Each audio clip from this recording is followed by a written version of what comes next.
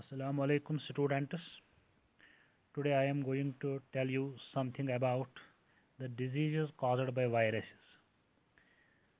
The first disease caused by virus here is rabies or hydrophobia. The disease is caused by rabies virus which is present in the saliva of the rabid animals like rabid dog or mad dog and some other rabid mammals such as monkeys, cats, or rabbits. The viruses are injected into human blood by the bite of the rabid animal. यानी पागल कुत्ते या पागल जानवर के काटने से ये वायरस जो है रेबीज़ वायरस ये इंसानी खून में दाखिल हो जाता है और उसके बाद एक पेशेंट को एक इंसान को ये बीमारी लग जाती है जिसका नाम है रेबीज़ और hydrophobia.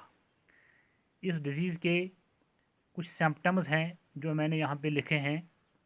Symptoms of the disease are severe headache यानी पेशेंट का जो सर है उसमें बहुत ज़्यादा तेज़ दर्द रहता है, high fever, painful contraction of muscles of throat and chest, गले और सीने में दर्द रहता है, रेस्टलेस बेकरारी रहती है पेशेंट को, एक्सेसिव सेलिवेशन यानी उसके मुंह से काफ़ी ज़्यादा मकदार में लाभ जो है वो टपकता रहता है, and a patient feels it difficult to swallow anything, even a liquid food. The patient also develops fear of water. Therefore, the disease is called hydrophobia यानी ऐसे पेशेंट को पानी से बहुत ज़्यादा डर लगा रहता है. So the disease called as hydrophobia means पानी से डरना. What is the prevention of this disease? इसका जो प्रिवेंशन है वो क्या है? The prevention of the disease is, first of all, we have to clean the wound with carbolic soap and clear water immediately after the dog bite. एक important preventive measure है इस बीमारी का. Then any antiseptic medicine like Savlon or Dettol should be applied to the wound caused by dog bite, and a doctor should be immediately consulted for application of anti-rabies vaccine to the patient. Prevention. दूसरा है इसमें compulsory immunisation of stray dogs यानी जो आवारा कुत्ते हैं उनकी immunisation होनी चाहिए. That should be done. Pet dogs also should be vaccinated with anti rabies vaccine. जो लोग घरों में कुत्ते पालते हैं, पेट डॉग्स रखते हैं, उनकी भी वैक्सीनेशन होनी चाहिए. ए रैबिड एनिमल यानी जो पागल जानवर होता है, specially dog, it shows excessive salivation and tries to seek isolation after bite. Bite करने के बाद ये जानवर क्या करता है? ये अलग थलग रहने की कोशिश करता है. Such mad animals should be killed, they should be eliminated. The disease can be controlled. It is a curable disease. It can be treated with Pasteur's treatment, which was discovered by Louis Pasteur, in which a course of 14 vaccines was given earlier. 14 vaccine दिए जाती थे इस बीमारी को control करने के लिए past में. Nowadays only 5 antirabies vaccine are given. वो दिए जाते हैं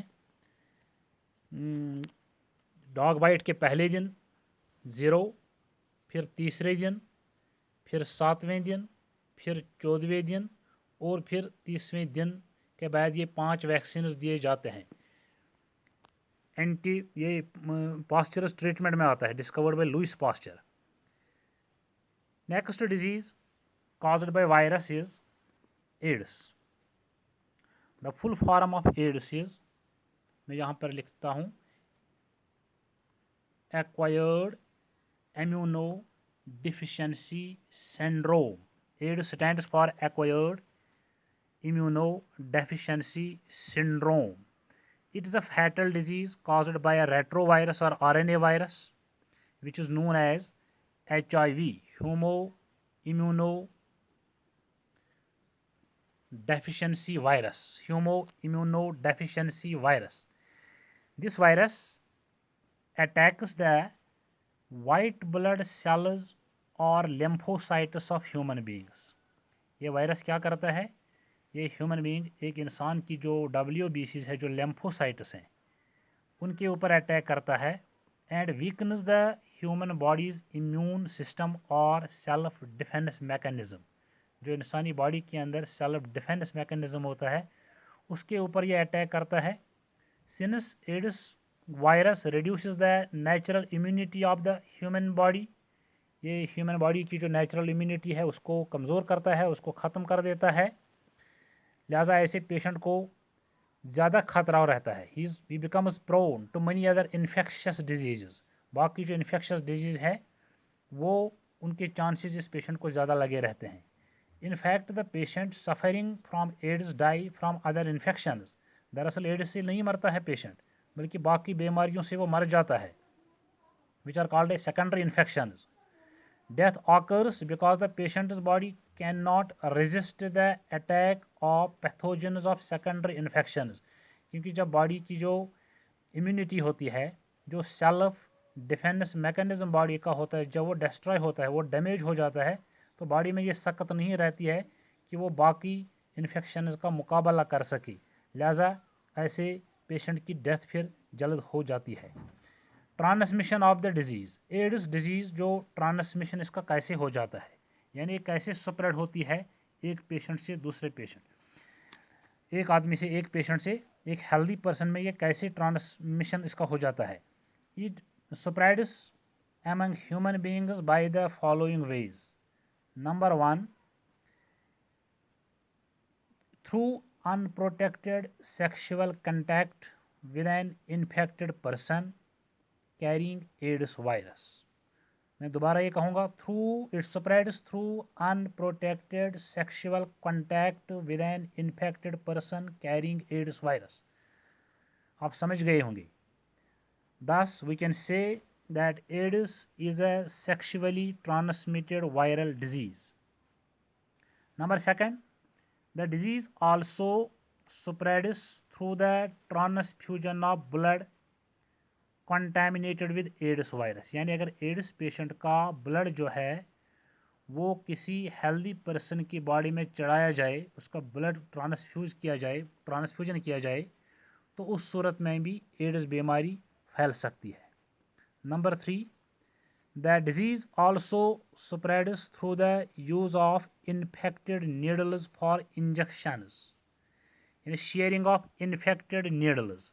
अगर इन्फेक्टेड नीडल्स शेयर करें एक से ज़्यादा लोग, तो उस सूरत में भी ये हो सकता है, ये बीमारी ट्रांसमिट हो सकती है, स्प्रेड हो सकती है. AIDS also a mother, infected mother, she can also transmit the virus to her child during pregnancy और ड्यूरिंग बर्थ. प्रेगनेंसी के दौरान या ड्यूरिंग बर्थ के दौरान एक माँ जो है, she can transmit the virus to her child.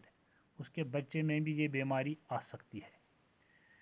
The disease is fatal. बहुत ख़तरनाक बीमारी है. इसमें जो सिम्पटम्स डेवलप होते हैं एड्स बीमारी में, वो सिम्पटम्स क्या है, यहाँ पर मैं लिखने की कोशिश करूँगा. Symptoms of the disease, AIDS disease. आप लिखेंगे यहाँ पे swollen lymph nodes, swollen lymph nodes. जो लिम्फ नोड्स है वो स्वेलो हो जाते हैं. रेगुलर फीवर, ऐसे पेशेंट्स में रेगुलर फीवर रहता है. इसके अलावा sweating at night, sweating at night, रात के दौरान पसीना आ जाता है. And weight loss. Sweating at night,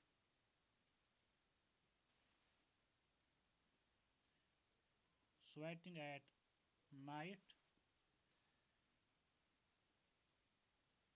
weight loss, etc.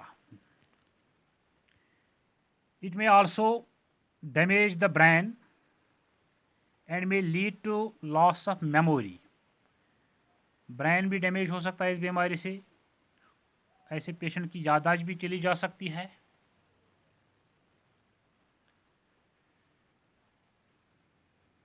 Ability to speak and of clear thinking, यानी ऐसा पेशेंट फिर अच्छी तरह से सोच भी नहीं सकता है। इसका prevention and control, so far no medicine और vaccine has been developed to cure this disease AIDS. अभी तक कोई ऐसा वैक्सीन या कोई मेडिसिन नहीं बना है जिससे कि इस बीमारी का इलाज मुमकिन हो सके। Like Covid, once a person gets AIDS he is sure to die in short span of time, बहुत जल्द इसकी मौत हो सकती है। Therefore however there are some steps which may help in controlling infection of this dreaded disease। इसका किसी हद तक तदारुक हो सकता है, प्रिवेंशन हो सकता है, कंट्रोल हो सकता है of this dreaded disease by or with the help of these steps। Number 1, people should be educated about AIDS transmission। इसका प्रिवेंशन है, किसी हद तक इस बीमारी को कम किया जा सकता है। मैं यहाँ पर लिखूँगा prevention.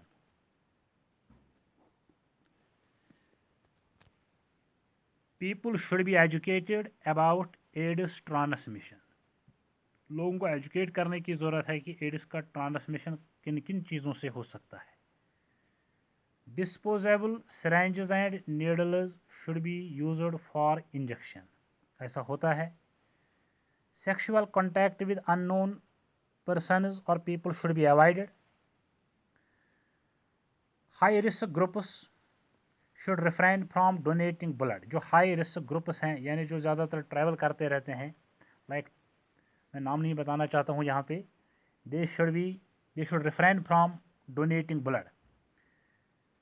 Sterilised needles may be provided to drug addicts. जो लोग ड्रग एडिक्ट्स हैं उनको स्टेरलाइज्ड नीडल्स का इस्तेमाल करना चाहिए।